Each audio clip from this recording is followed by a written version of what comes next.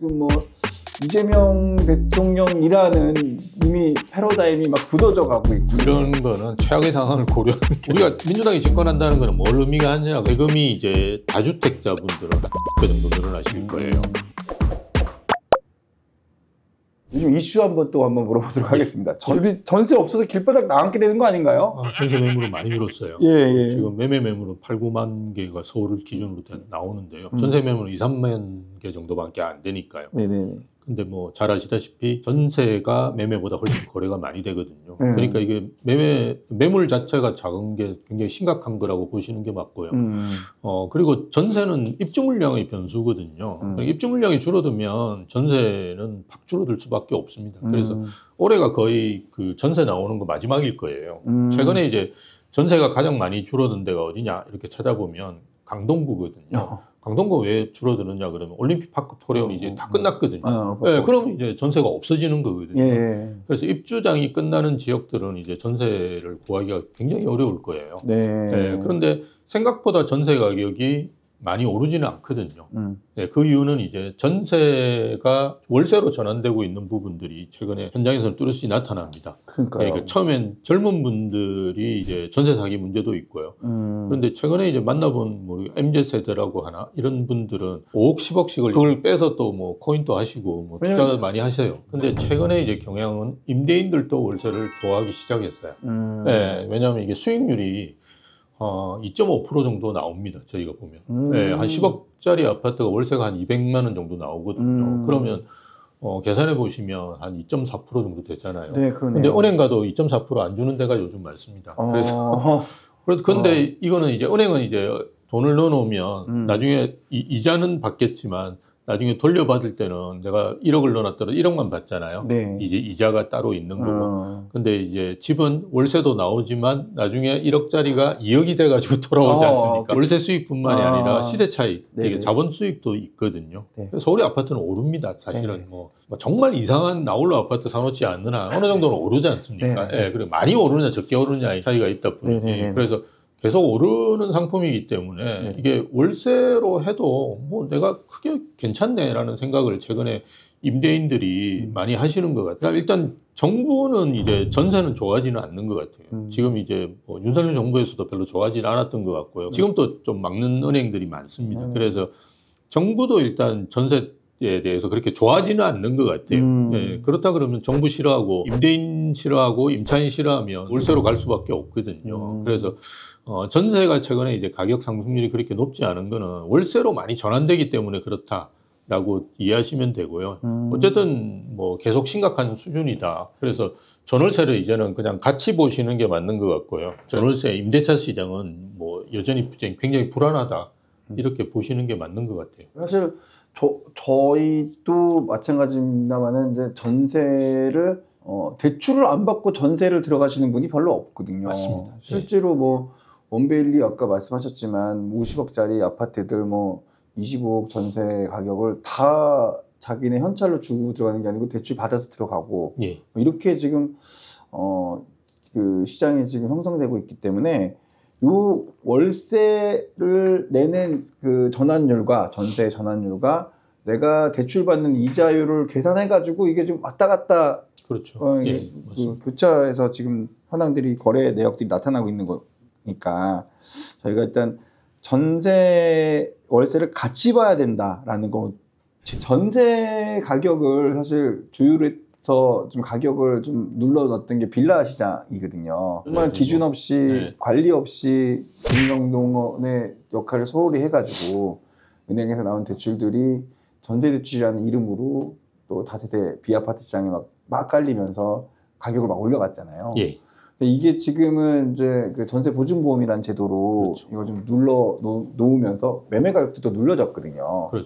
이런 부분을 주택정책과장님들은 모를까요? 조금 전세 대출 같은 거 막으면 그 매매 시장에도 영향이 있죠. 지금 알면서 아예 안 하는 이유가 있는 거 아닐까요? 그러니까 전세 대출을 막는다는 거는 불가능하고요. 그거는 왜 그러냐면 그거는 이제 서민용이라고 대부분 판단하거든요. 그래서 서민용 뭐 우리가 따지고 보면 정책금융이라고 할 수 있는데요. 그걸 막는 거는 아마 힘들 거예요. 대신에 이제 갭 투자 수요는 이제 막겠다라는 의지가 있기 때문에 조건부 전세 대출 같은 거는 막거든요. 그게 최선이었군요. 예, 예. 그러니까 빌라 시장은 사고가 터졌으니까 예. 그거를 원인으로 해서 좀 뭔가 이유가 있으니까 명분이 있으니까 그렇게 했지만 그렇죠. 예. 아파트 전세 대출이 아직 그런 사고가 터지지 않았는데 서민 주거환경 안정을 위해서 지원은 못할 망정 무슨 짓이냐 욕을 먹고 그건 안 그렇죠. 된다는 얘기군요. 예. 서민 대출이기 때문에 지금 잘 아시다시피 DSR에도 빠져 있는 것도 그 이유거든요. 전세 대출 뭐 우리가 중도금 대출 이런 거는 다 빠져 있는 이유가 그겁니다. 예. 아 그렇군요. 예. 교수님 그 지금 이제 전세제도 폐지하시는 걸 원하시는 분들이 굉장히 시장에 많은데 예. 이게 우리나라만 갖고 있고 우리나라는 어떤 장점일 수도 있는데요. 예. 이게 없어지는 게 맞나요? 그걸 국가에서 막는 거는 일단 불법이죠. 네, 자본주의 사회에서는 그거는 불가능하고요. 네네. 대신에 이제 전세는 자꾸 없어져가는 방향으로 가고요.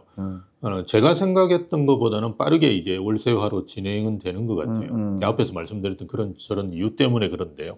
근데 우리나라에만 독특한 월세로 제가 볼 때는 자리 잡을 것 같고요. 왜냐하면 우리나라는 이제 외국과 비교해 보면 그 월세라고 하기에는 조금 애매한 부분이 많아요. 1억에 뭐 300만 원, 400만 원 이것도 외국에서는 상당히 이상하게 보는 거거든요. 왜냐하면 외국에는 제가 이제 그때 연구할 때 조사를 해보니까 한 달치 잡는 데가 있고요. 제일 많이 잡는 데가 월세의 3개월치 정도를 보증금으로 잡습니다. 예, 그 대신에 이제 우리나라하고 다른 점은 뭐냐 그러면 임차인에 대해서 철저하게 분석해요. 그래서 임차인이 재직증명서 내고 이렇게 해서 임대인한테 들어와야 돼요. 왜냐하면 뭐 사고 치면 외국에도 다 임대차 보호법이 있거든요. 네. 이걸 6개월, 1년 동안 내보낼 수가 없어요. 근데 뭐 들어오는 첫 달 그 내고 둘째 달부터 내가 못 내고 그냥 나자빠져 있으면 이건 엄청나게 임대인이 피해를 보는 거거든요. 그래서 임차인 스크리닝이 굉장히 발달되어 있어요. 그래서 실제로 직업이 제대로 없고 이런 사람들은 그 월세 구하지도 못합니다. 예, 그만큼 강력하게 돼 있어요. 근데 우리는 반대거든요. 보증금이 많다 보니까 임차인인 스크리닝을 거의 못하고 임대인이 뭐 체납한 세금이 있느냐 없느냐 그래서 거꾸로 돼 있는데요. 뭐 어쨌든 뭐 우리만의 그런 환경인데요. 그게 이제 보증금을 이제 많이 잡는 거죠. 대신에 임차인 스크리닝을 못하니까 보증금을 많이 잡는 형태. 그래서 실제로 순수 월세는 아니고 제가 볼 때 반전세나 아니면 보증부 월세라고 우리가 표현하는데요. 이제 그런 식으로 자리 잡겠죠. 뭐 많은 경우는 뭐 5억에 몇백 뭐 이런 식으로 그죠. 뭐 그리고 보증금이 전체 월세의 한 4년치 정도 그죠. 최소한 잡아놔야지 사고 치더라도 문제가 없잖아요. 그래서 그런 형태가 되지 않을까. 그래서 우리만의 이제 월세로 가는데 어쨌든 제가 생각한 것보다는 전세는 빠르게 없어질 것 같아요. 현실적으로 많이 없어질 것이다. 예, 뭐 그냥 10억에 100만 원도 어쨌든 월세니까요. 예, 그런 형태로라도 월세화가 되지 그냥 11억, 12억 뭐 이런 식으로 온전한 전세로는 이제 남아있기가 쉽지가 않을 거예요. 예. 네, 아이고.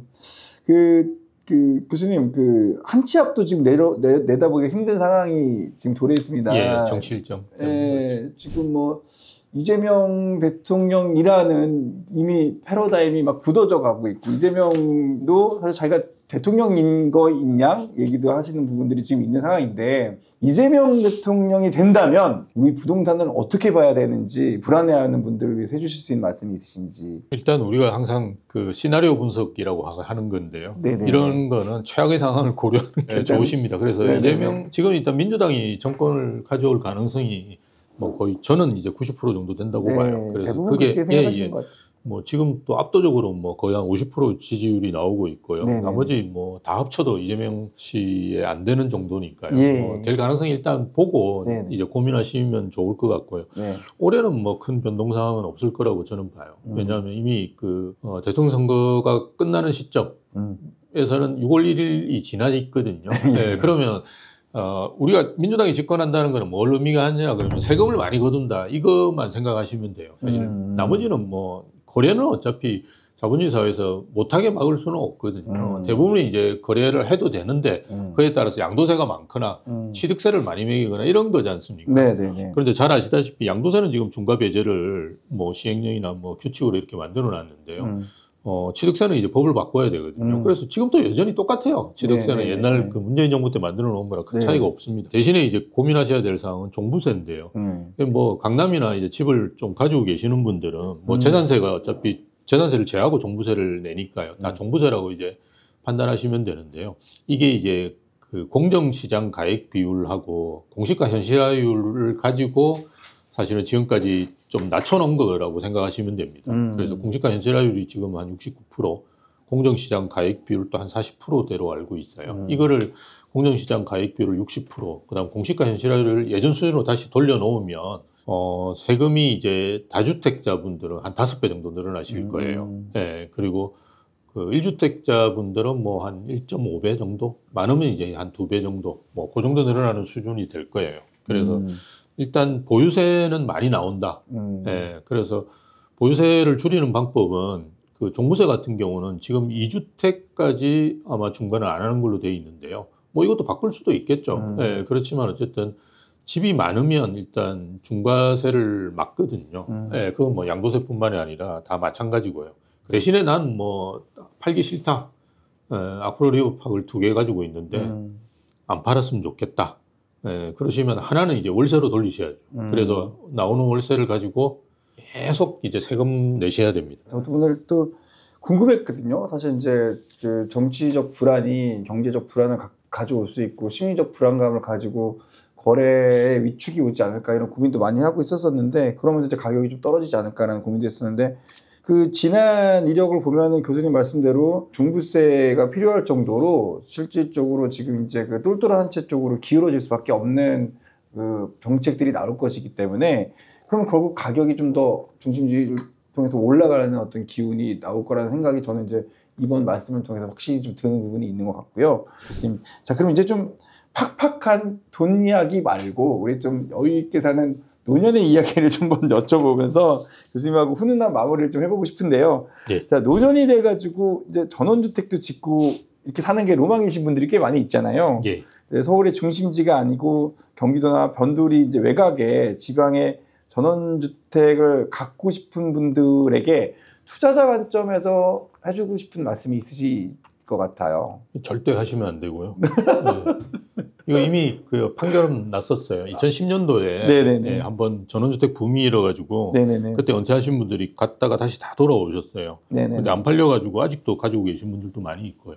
그때는 가격이 비쌌어요. 거의 뭐 10억씩 가까이 하는 거를 이렇게 했는데요. 그래서 처음부터 무리하게 이렇게 팍 넘어가시는 건 안 좋으신 방향인 것 같고요. 일단 대부분 이제 베이비부모 같은 분들은 뭐 시골에 대한 로망은 없으신 것 같아요. 제가 만나보면. 그래서 뭐 굳이 시골에 대한 로망도 없는데 경치 좋고 뭐 물 좋고 공기 좋다고 해서 내려갈 가능성은 별로 없는 것 같습니다. 도심이나 이런 데를 떠나시면 안 되는 이유는 그 의료 때문에 그래요. 네, 병원.